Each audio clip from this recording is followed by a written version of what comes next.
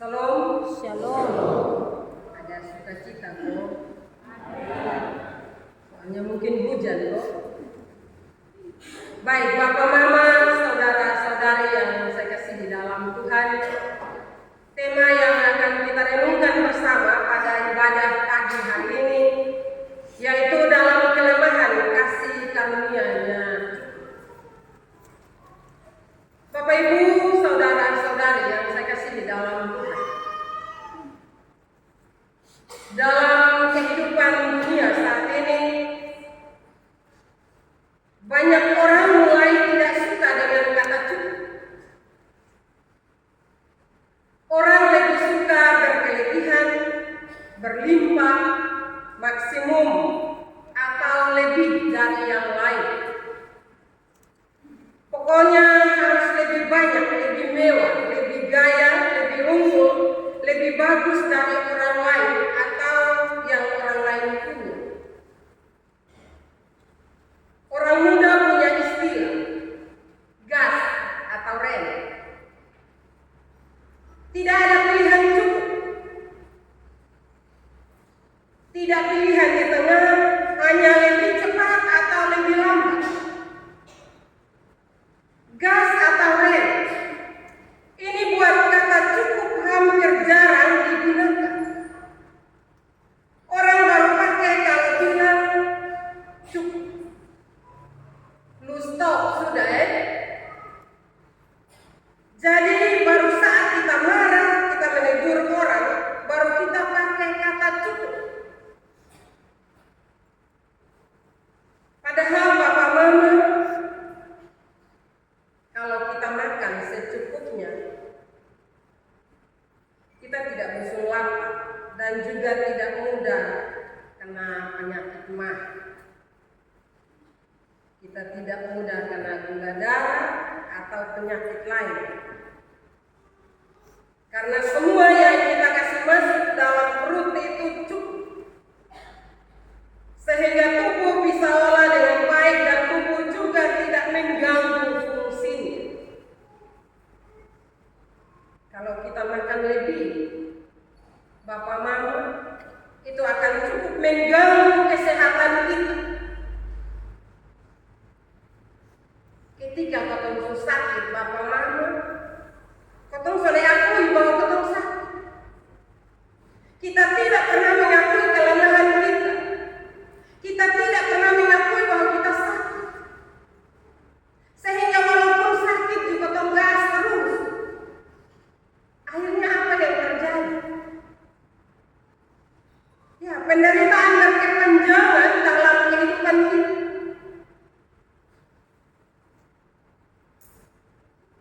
Bapak Ibu, saudara-saudari yang saya kasih di dalam Tuhan kita Yesus Kristus. Kata cukup itu rasanya tidak pernah ada dalam kamus kehidupan kita.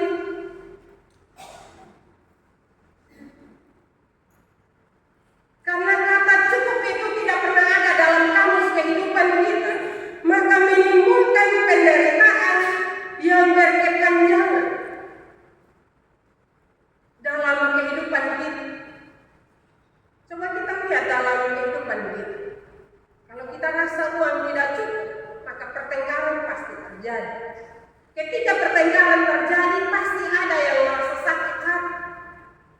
Ada yang merasa disepelekan, ada yang merasa tidak dihargai. Dan kita bisa meneruskannya dalam kehidupan kita. Karena itu Bapak Mama, mari kita kembali kepada apa yang diajarkan oleh Tuhan Yesus dalam doanya.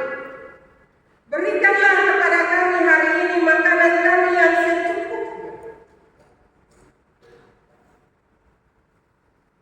Sebenarnya doa dari Tuhan Yesus itu sederhana. Tetapi karena kita tidak memahami doa Tuhan Yesus itu. Sekali lagi, karena kita tidak memahami doa itu, maka banyak orang akan menjadi korban, termasuk diri kita akan menjadi korban. Ada mama sakit setengah mati dalam rumah, tetapi siapa yang mau bawa masak? Bapak kadang saya akan bawa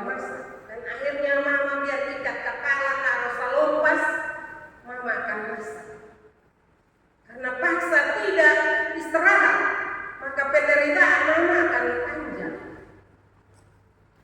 Tapi kadang kita melihat itu sepele, itu hanya sakit kepala saja. Apa mama, saudara-saudara yang saya kasih di dalam Tuhan, karena itu belajar dari kebenaran firman ini. Dalam kelemahan itu, Rasul Paulus merasa bahwa dia kuat. Dalam kehidupan kita juga demikian, Bapak Mama.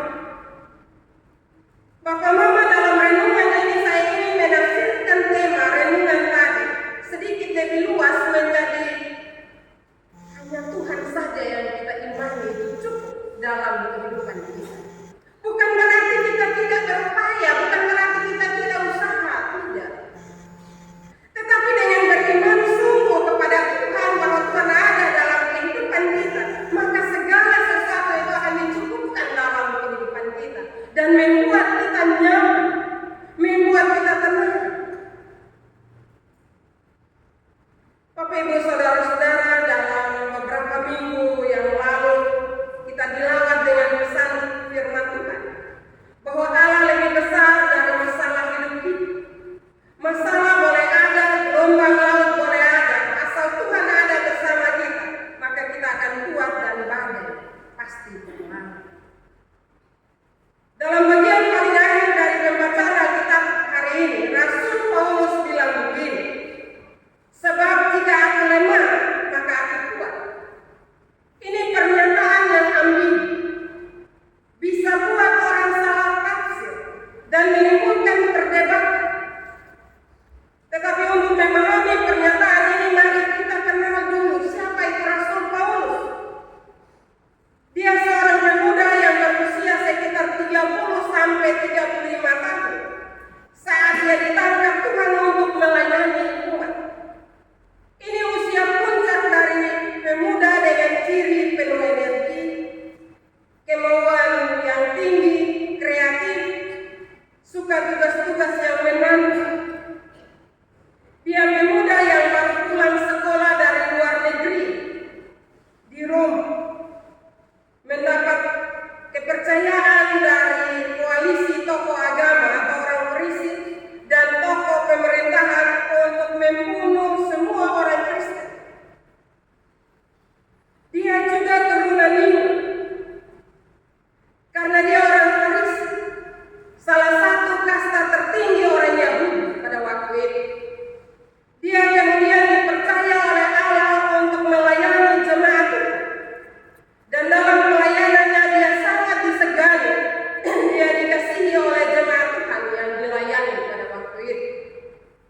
Nah, apakah dalam kemampuan dan status seperti ini tidak ada alasan untuk sombong, untuk serakah dan untuk mau lebih dari orang lain, untuk mau mendapat lebih banyak? Ada, Bapak Mama.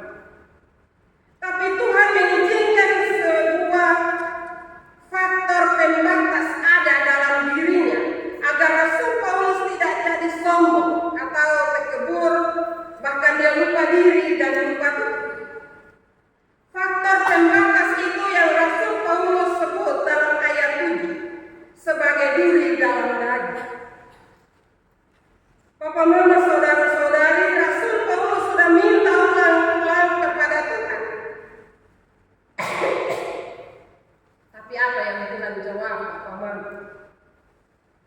Tuhan bilang dalam ayat 9, beta saja sudah cukup. Kasih dan karunia-Mu saja sudah cukup untuk dipakai selama hidupmu dan dalam pelayananmu. Justru dalam kelemahan itu kuasaku menjadi sempurna. Justru dalam keterbatasanmu, kesaksian yang kau peroleh akan dipandang sebagai anugerah Tuhan. Dan karena itu ada syukur dan juga kepatuhan hidup yang memuliakan nama Tuhan. Amin. Kau Bapak Mama. Amin. Coba Bapak Mama soal sakit, soalnya punya kekurangan atau juga kelemahan-kelemahan yang lain. Setia berdoa soalnya susah Bapak Mama.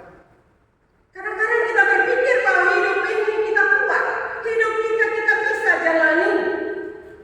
Tetapi ketika kita sakit, ketika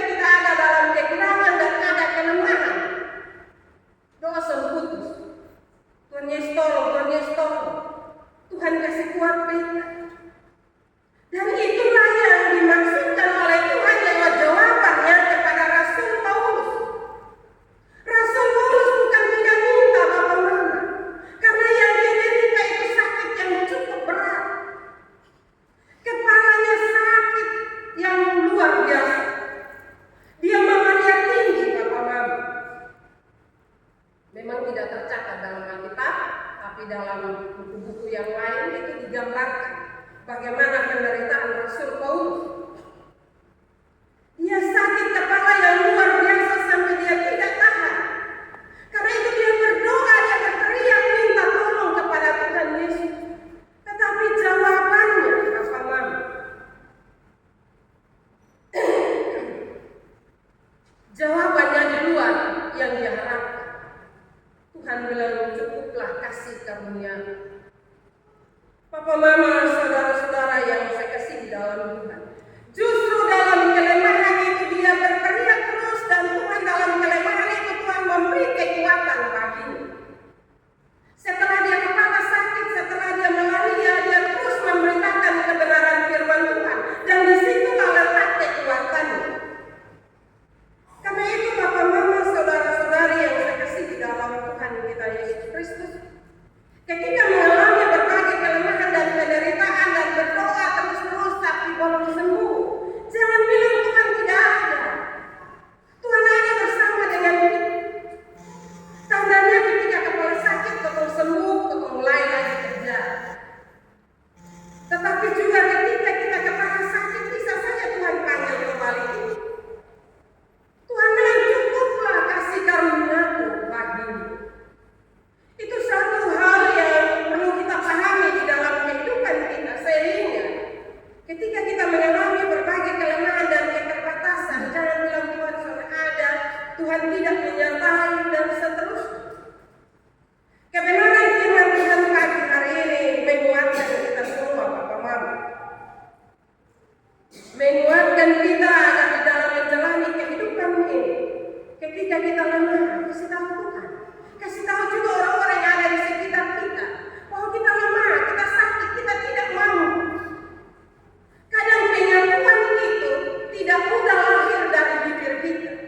Karena kita takut orang bilang, dia sudah kuat, dia lemah, dia sudah bisa. Tapi belajar dari firman Tuhan pagi hari ini.